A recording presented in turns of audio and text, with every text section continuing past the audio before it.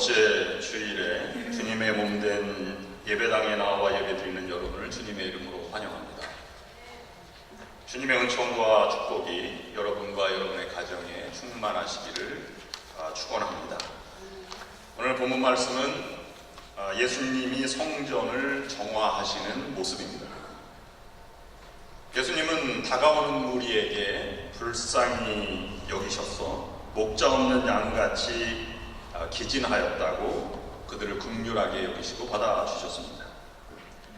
우리 모두 연약한 인간이기에 가까이서 보면 약한 존재입니다. 그래서 불쌍히 여기며 살아가야 합니다. 그리고 예수님은 제자를 선택하시고 제자들과 함께 훈련하시고 살아가셨지만 때로는 부족하고 또 배신을 하기도 한 제자들을 끝까지 믿어주고 신뢰하셨습니다. 요한복음 13장 1절 말씀 보면 6월절 전에 예수께서 자기가 세상을 떠나 아버지께로 돌아가실 때가 이른 줄 아시고 세상에 있는 자기 사람들을 사랑하시되 끝까지 사랑하시니라. 끝까지 자기에게 오는 사람을 사랑하신 예수님의 인자 모습을 볼 수 있습니다.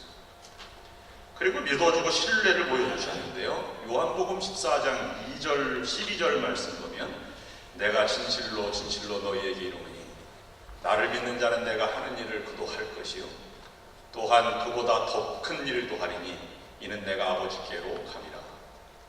예수님은 제자들을 신뢰할 때 더 큰 일을 할 수 있다고 믿어주고 신뢰하셨습니다.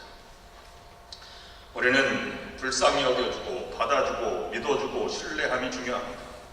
그러나 거기에서 멎으면 하나님의 은혜의 세계로 들어갈 수 없습니다. 우리는 은혜의 사역에 참여하는 것으로 나아가야 합니다.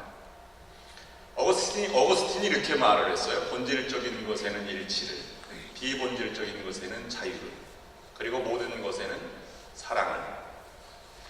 왜 우리 주변에 분열과 싸움과 비판과 이런 사고가 나느냐 하면 본질적인 것에 일치되지 않기 때문입니다. 또 비본질적인 것을 가지고 자유를 허락해 주지 않았기 때문에 싸움이 일어나는 것입니다. 그리고 본질적이든 비본질적이든 모든 일을 처리함에 있어서 사랑으로 하지 않았기 때문에 이런 여러 가지 문제가 발생하는 것입니다. 국어사전에는 본질이라고 하는 말을 어떤 본성, 사물을 구성하는 가장 기본적인 본성이라고 표현하고 있고, 영어 성경에는 이 어떤 사물을 규정하는 데 내재적으로 가장 필요한 특성, 가장 중요한 요소 또는 변하지 않는 성질이라고 정의해두고 있습니다. 그렇다면 우리가 신앙의 본질은 무엇이겠습니까? 한국교회는 너무 기복적으로 흐른다는 비판이 있고 이민교회는 너무 사교적으로 흐른다라는 평가가 있습니다.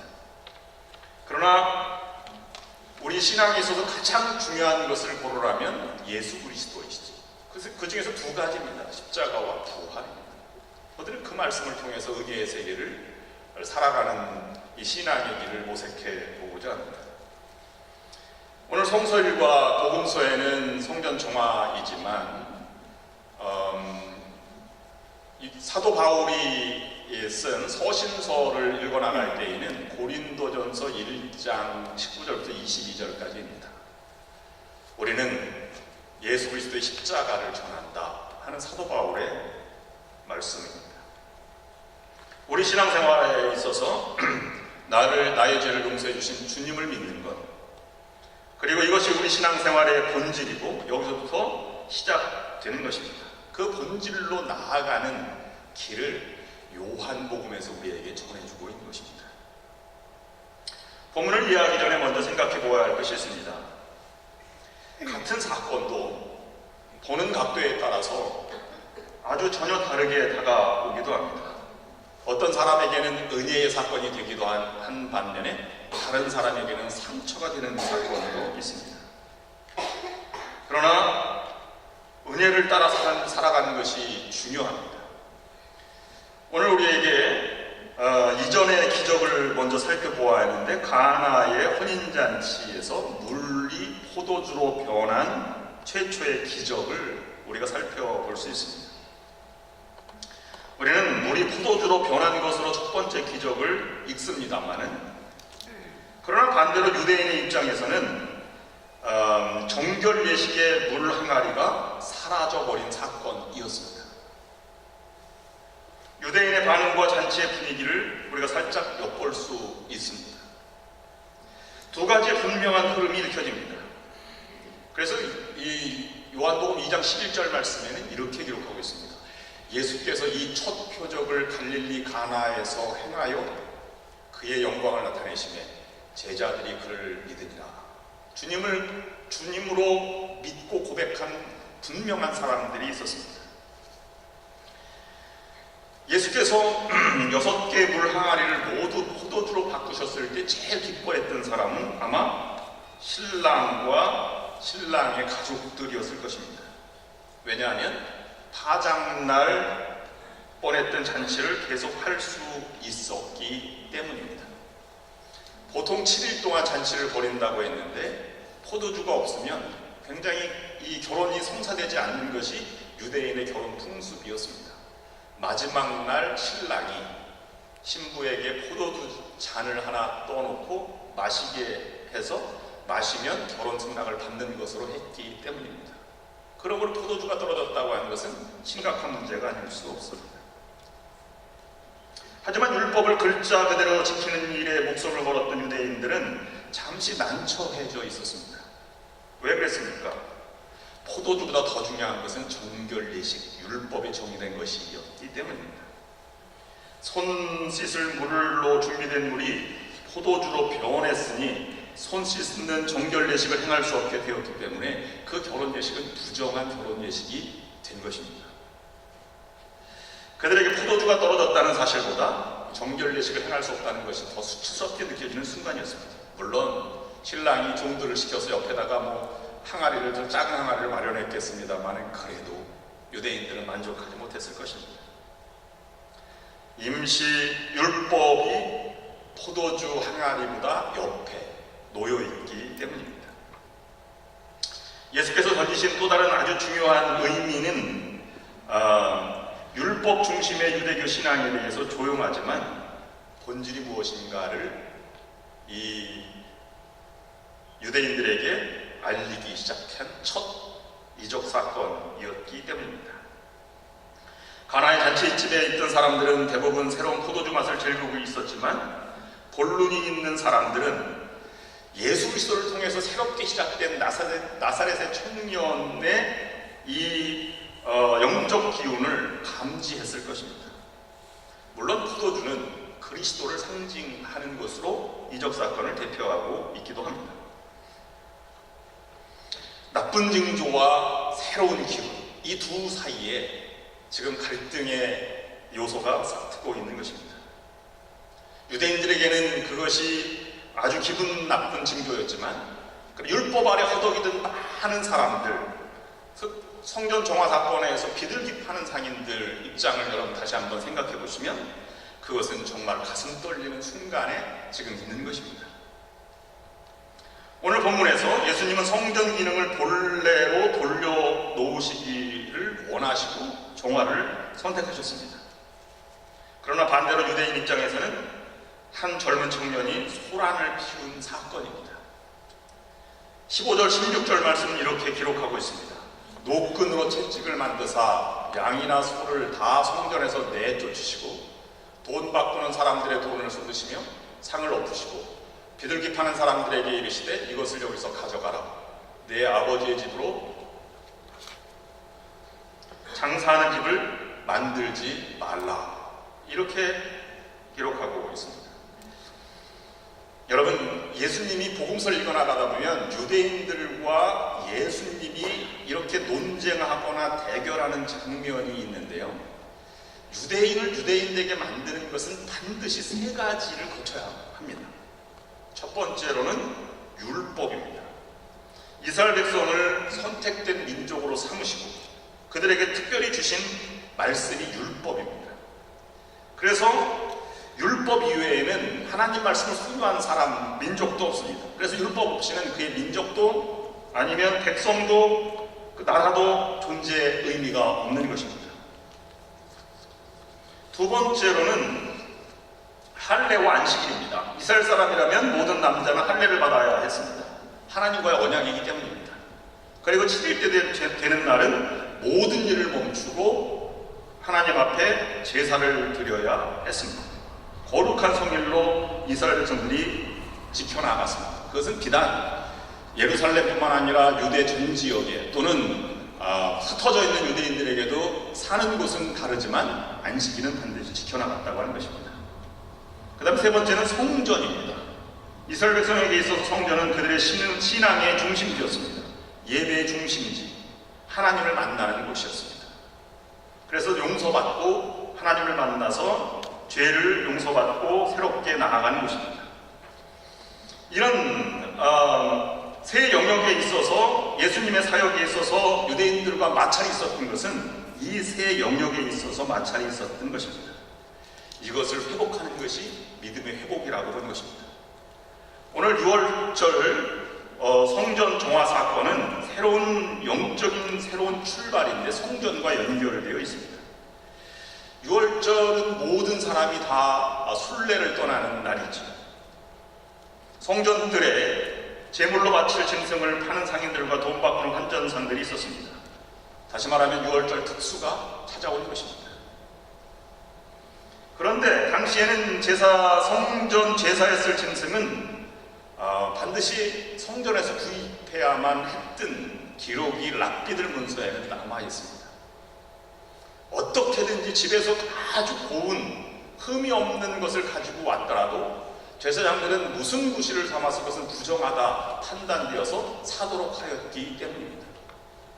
또 다른 많은 흩어져 있는 유대인들이 그 지역에서 가지고 온 돈을 바꾸는 환전상들도 있었습니다. 화폐는 로마의 화폐인데 거기에는 황제의 초상이나 신상이 담겨져 있기 때문에 성전에 헌금으로 드리는 것은 부정하다고 제사장들이 명시해 놓았기 때문입니다. 이 모습을 보고 채찍을 만들어 성전들에 매여 있던 양들과 소들을 다 쫓아내시고 흩으시고 돈 바꾸는 환전상들의 탁자를 들러 엎어 놓으셨습니다. 비둘기 파는 사람들에게는 조금 유하게 다루셨습니다. 그들은 환전상이나 소나 양을 파는 사람보다는 영세 상인이었기 때문이었을 것입니다. 그래서 이렇게 말합니다. 16절 말씀, 이것을 여기서 가져가라. 내 아버지 집으로 장사하는 집을 만들지 말거라. 다 유대인들이 그렇게 생각하는 것은 아닙니다. 왜냐하면 그 이후에 유대인들이 예수님께 질문한 내용이 있습니다. 본론이 있고 들을 귀가 있는 사람은 이 사인이 무엇을 의미하는지, 이것이 앞으로 어떻게 전개될 것인지를 이미 예측하고 있었습니다. 그래서 유대인 중에 누군가가 예수님께 말을 걸었습니다. 내가 이런 일을 행하니 무슨 표적을 우리에게 보이겠느냐? 그러나 예수님은 너희가 이 성전을 헐라 내가 사흘 만에 다시 세우리라, 이 말을 하였습니다. 유대인들은 어이가 없었습니다. 그래서 이렇게 반문합니다. 이 성전은 46년 동안의 지역권을 3일 동안에 일으키겠느냐? 유대인이 느낌은 가졌지만 은혜를 받아들이기에는 부족했어요. 그래서 자신의 입장을 고수한 것이죠. 대체적인 큰 흐름, 대세를 따를 수밖에 없었습니다. 그러나 영적인 새로운 시작이 되었습니다. 그 본문을 통해서 우리는 은혜의 세계로 들어가는 걸 주저하지 말아야 합니다. 우리는 율법으로 살아가는 것이 아니라 은혜로 살아가는 자이어야만 합니다. 우리는 능력으로 살아가는 것 같은 생각이 들기도 해요. 어떨 때에는 내가 실력으로 여기까지 왔다, 이렇게 생각하는 경우도 혹시 생각이 들 때가 있습니다. 그러나 엄밀히 놓고 따져보면 내가 내 능력과 실력으로 여기까지 온 건 결코 아닙니다. 하나님의 한없는 은혜로 지금까지 살아온 것이지. 그럼 앞으로도 우리가 살아갈 일은 우리의 능력과 실력이 아닙니다. 율법이 아닙니다. 은혜로만 살아가는 길이 사는 길이요, 하나님 나라에 합당한 길이 되는 것입니다. 예수 그리스도는 전 생애를 통해서 영적인 일, 은혜의 일을 하나하나 해 나갔습니다. 유대인들은 눈치를 챘지만 대세를 따라갔고요. 안절부절하지 못했지만 무엇인가 그 흠을 찾아야 되는데 그 잘못을 찾을 길이 없었습니다. 구실을 어떻게 할 수가 없었습니다. 그러나 예수님은 갈릴리로부터 차츰차츰 천천히, 그러나 아주 확실하게 은혜가 무엇인지를 펼쳐나가기 시작했던 것입니다. 마침내 유대인들이 구실을 찾아냈습니다. 그래서 십자가에 못 박았습니다. 그러나 그들은 이런 음모, 이 새로운 기운을 중지한 것을 기뻐했는지는 모르겠습니다. 그러나 예수님은 하나님께서 죽은 자 가운데서 다시 살리심으로 이 은혜의 세계를 계속 펼쳐져 나가게 만드신 것입니다. 그러므로 그리스도를 통해서 우리는 율법을 통해서 이루려는 것보다 더 큰 의를 이룰 수 있게 되었고, 성전을 통해 얻을 수 있는 은혜보다 더 큰 은혜를 우리가 덧입게 되었습니다. 이것은 예수 그리스도의 복음의 시작입니다. 복음의 은혜의 혁명이라고 말할 수 있습니다. 율법의 종교에서 은혜의 종교로 자리를 바꾸게 되는 사건인 것입니다. 그러므로 우리는 율법 아래 살아가는 것이 아닌 은혜 아래 살아가야만 합니다. 예수 그리스도의 죽음과 부활을 통해서 시작된 이 은혜의 세계가 이 율법의 종교를 끝내고 은혜의 세계로 인도하는 것입니다. 그것을 위해서 예수님도 목숨을 버려야 해요. 사도 바울도 이 은혜의 종교를 지켜내기 위해서 율법의 종교와 피나는 싸움으로 나아가게 되었습니다. 그런데 2000년의 역사를 보면 이 은혜의 세계를 잃어버리고 다시 율법으로 가려는 경향이 얼마나 많이 있는지. 로마 교회가 망할 때 로마도 같이 망했습니다. 그때 주교들이 회의하는 것이 얼마나 우리가 이 바늘 끝에 천사들이 몇 명이나 앉을 수 있느냐를 논했다고 하지 않습니까? 3일 동안에 피나는 논쟁을 했습니다. 러시아 혁명이 일어날 때, 러시아 정교회가 다 무너졌을 때 러시아 신부들이 모여서 한 일은 미사 때 드리는 옷은 이 가운을 황금색으로 입어야 옳은지 붉은색으로 입어야 옳은지를 일주일간 논쟁을 벌였습니다. 그 위에 러시아 혁명이 일어난 것입니다. 정작 예수님은 황금 가운도 붉은색 가운도 입지 않으셨는데 말입니다.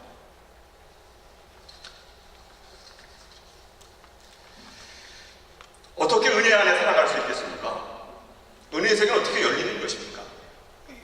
이 본문 말씀은 예수처럼 살아보기 9번째 때 묵상했던 말씀이기도 합니다. 여러분 참고가 되시면 밖으로 나가시면 지난 화요일 날 묵상하였던 성전정화 사건을 통해서 정의 다름을 묵상하였는데 그 유인물을 참조해 보시기를 바랍니다. 첫 번째, 함께 은혜의 사역에 참여할 때 은혜의 세계가 열리는 것입니다. 유대인들은 함께 일을 하되 새로운 영적 흐름을 부정하였습니다. 그리고 자신들의 이익을 지키고자 노력했고 반대자들을 내어쫓는 일에 하나가 되었습니다. 그러나 이제부터 시작되는 예수님의 공생애는 제자들과 함께 하시며 한 일이 유일하게 있는데 한마디로 표현하면 은혜의 사역을 펼쳐나간 것입니다. 예수님의 3대 사역은 고치시고 가르치시고 전파하신 건데요, 이 모두가 다 은혜의 세계를 전파하신 것입니다. 새로운 영적 운동을 제자들과 함께 했던 이 모습을 묵상하면서 사도 바울은 디모데에게 이렇게 당부하고 있습니다. 디모데후서 2장 22절 말씀입니다. 또한 너희 청년의 정욕을 피하고 주를 깨끗한 마음으로 부르는 자들과 함께 의와 믿음과 사랑과 화평을 따르라. 다른 사람과 따르는 것이 아니라 주를 깨끗한 마음으로 부르는 자들과 함께 의로움과 믿음의 생활과 사랑함과 화평을 행하라. 이렇게 말하고 있는 것입니다. 우리는 이렇게 기도해야만 합니다. 주를 부르는 자들과 함께 일하는 성도가 되게 하소서. 은혜의 사역을 펼치는 성도가 되게 하여 주옵소서. 일을 하라고 하니 일이 중요하게 생각된 것 같지만 그렇지 않습니다. 은혜와 함께하는 일을 예수님이 언급하시긴 하셨는데요, 마태복음 11장 28절부터 30절까지입니다. 수고하고 무거운 짐진 자들아 다 내게로 오라. 내가 너희를 쉬게 하리. 나는 마음이 온유하고 겸손하니 나의 멍에를 메고 내게 배우라. 그리하면 너의 마음이 쉼을 얻으리니 이는 내 멍에는 쉽고 내 짐은 가벼움이라 하시니라. 내 멍에도 일입니다. 내 짐도 일입니다. 그러나 은혜 아래 살아가는 사람은 그것이 가볍게 느껴지는 법이라고 하는 것입니다. 두 번째, 은혜 아래 살아가는 길은 비난을 두려워하지 않는 것입니다. 생각해 볼 것은 죄 없으신 예수님이 많은 비판을 받으신 걸 보면 잘못하는 사람만 비판받는 게 아닙니다. 선을 행하고도 비판받기도 합니다. 마태복음 11장 18절 19절 말씀에는 요한이 와서 먹지도 않고 마시지도 아니하며 그들이 말하기를 귀신이 들렸다 하더니 인자는 와서 먹고 마시며 말하기를 보라 먹기를 탐하고 포도주를 즐기는 사람이요 세리와 죄인의 친구로다 하니 지혜는 그 행한 일로 인하여 옳다함을 얻느니라. 이렇게 말하고 있습니다. 성경이 비판하는 것에 대해서 몇 가지를 언급하고 있는데요. 시편 말씀에 보면 이런 말씀이 기록되어 있습니다. 그들의 이는 창끝과 같고 화살촉과도 같고 그들의 혀는 날카로운 칼과도 같았습니다. 내 뼈를 찌르는 칼같이 내 대적이 나를 비방하여 늘 말하기를 내 하나님이 어디 있느냐 하도다. 그들은 칼날처럼 날카롭게 혀를 버려 화살처럼 독소를 뽑아냅니다. 그들의 목구멍은 열린 무덤이다. 사도 바울도 언급했는데요. 그들의 목구멍은 열린 무덤이다. 혀는 사람을 속인다. 입술에는 독사의 독이 있다. 입에는 저주와 독설이 가득 차있다. 여러분, 비난을 받으면 사람이 자기도 모르게 긴장되게 되죠. 잠도 오지 않습니다. 혈압이 막 올라가고 분함이 생기게 됩니다. 그래서 오늘 성경 말씀은 이 비판을 창끝과 같다, 아니면 칼 같다, 아니면 독이 있다, 이렇게 표현하고 있는 것입니다. 그만큼 우리가 비판을 받을 때마다 안타깝게 맥이 빠지게 되기도 합니다만은 우리가 이 비판에 민감해서는 안 됩니다. 예수님도 말씀하시기를 비판받을 때 하늘을 바라보라 이렇게 말씀했어요. 마태복음 5장 11절 12절 말씀입니다. 나로 말미암아 너희를 욕하고 박해하고 거짓으로 너희를 거슬려 모든 악한 말을 할 때에는 너희에게 복이 있나니 기뻐하고 즐거워하라. 하늘에서 너희의 상이 큽니다. 마가복음 맨 마지막은 제자들에게 파송을 하는 거예요. 너희는 가서 복음을 전하고 그 다음에 만민에게 복음을 전파하라 명령하시면서 이렇게 말씀하는 것이 나옵니다. 뱀을 집어 올리며 무슨 복을 마실지라도 해를 받지 않을 것이다. 이건 비판받는 사람들의 독이 되지 않을 것이다. 너희는 그만한 능력이 있다. 이렇게 말하는 것입니다. 마지막 세 번째로는 우리가 비판받지 않는 것도 중요하고 비판을 넘어서는 것도 중요하지만 보다도 중요한 것이 있습니다. 상승무드를 타는 것입니다. 영적인 분위기가 이루어져야만 합니다. 기도하신 대로 살아가야 하고 새해를 늘 만들어가야 하는 것입니다. 대화는 단절되고 유대인들과는 더 이상 설득할 그런 가능성이 없다는 것을 알았습니다. 그래서 갈릴리로 가셔서 새로운 출발을 시작하게 되지. 예수님으로부터 시작된 새로운 하나님의 나라의 복음의 세계는 복음서의 모든 기적과 사건과 이야기는 다 은혜와 기적과 간증으로 가득 차 있습니다. 무엇을 말합니까? 하나님의 은혜의 세계로 점점 더 이끌어가는 것을 보여주고 있는 것입니다. 아무리 십자가가 강하고 비판이 판을 쳐도 그렇게 해야 된다고 하는 것입니다. 은혜가 비판과 채찍과 다른 모욕과 천대를 이겨낸 것입니다. 여러분, 한 가정을 이루기 위해서 부부는 얼마나 많이 연애할 때 싸우는지 아십니까? 그 사건을 다 모으면 책 몇 권으로도 기록하기가 어렵지 않습니다. 그런데 어떻게 결혼해서 한 가정을 이루고 가문을 이뤄나갑니다. 어떻게 그렇게 되었습니까? 많은 실망과 좌절과 싸움과 분노가 있었지만 사랑이 더 크기 때문에 결혼하게 된 것입니다. 다른 사건보다 사랑이 이긴 것입니다. 교회도 똑같은 원리이고 복음도 똑같은 원리입니다. 많은 일들이 있었고 많은 어려움들이 있었습니다. 그러나 수많은 노력과 은혜의 간증들과 성령의 역사와 감격의 이야기가 날마다 넘쳐나는 것이 교회가 되어야 하는 것입니다. 유대인들이 율법의 잣대로 판단하고 옳고 그름을 논의한다 이야기한다면 은혜를 묻혀버리고 마는 것입니다. 그러나 은혜를 이야기하다 보면 성령의 역사와 율법을 넘어서게 되는 것입니다. 다시 성전을 생각합니다. 예수님과 함께라면 우리 인생의 잔치는 계속되는 것입니다. 하나님께서 한 사람 한 사람 불러내어 하나님의 백성을 이루게 하셨습니다. 그것을 사도 바울이 말한 대로 한 사람 한 사람을 지체로 만들어 하나님의 하나의 몸이 되게 하셨다고 표현하였습니다. 한 사람 한 사람을 벽돌로 삼아 하나님의 성전을 이루게 하신 것입니다. 우리가 모일 때마다 이 성전입니다. 나도 내 몸도 성전이요, 속해도 성전이요, 교회도 성전이 되는 것입니다. 부활하신 주님 안에 깊이 뿌리를 내려 은혜의 실상을 경험해 나아가야만 합니다. 언제 어디서나 성전으로 살고 가는 곳마다 성전으로 변모시키는 능력으로 살아가야만 합니다. 예수 그리스도 안에서 우리의 잔치는 결코 끝나지 않을 것입니다. 은혜를 나누고 간증을 나누고 감격을 나누는 우리로 인해서 우리 교회는 잔치집이 될 것입니다. 우리로 인해 초상집 같았던 이 세상이 잔치집으로 변화되게 될 것입니다. 그런 은혜 충만한 삶을 살아가는 여러분 모두가 될 수 있기를 주님의 이름으로 축원합니다. 기도하시겠습니다. 주님을 모심으로 저희가 가는 곳마다 은혜의 세계, 잔치자리, 성전이 되게 하여 주시옵소서. 영원히 무뎌질 때마다 깨우쳐 주시고 주님 안에 내가 살아있음을 알아가게 하여 주시옵소서.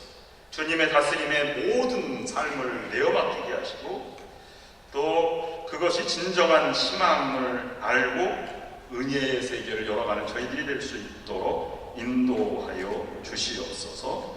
예수 그리스도의 이름으로 간절히 기도드립니다.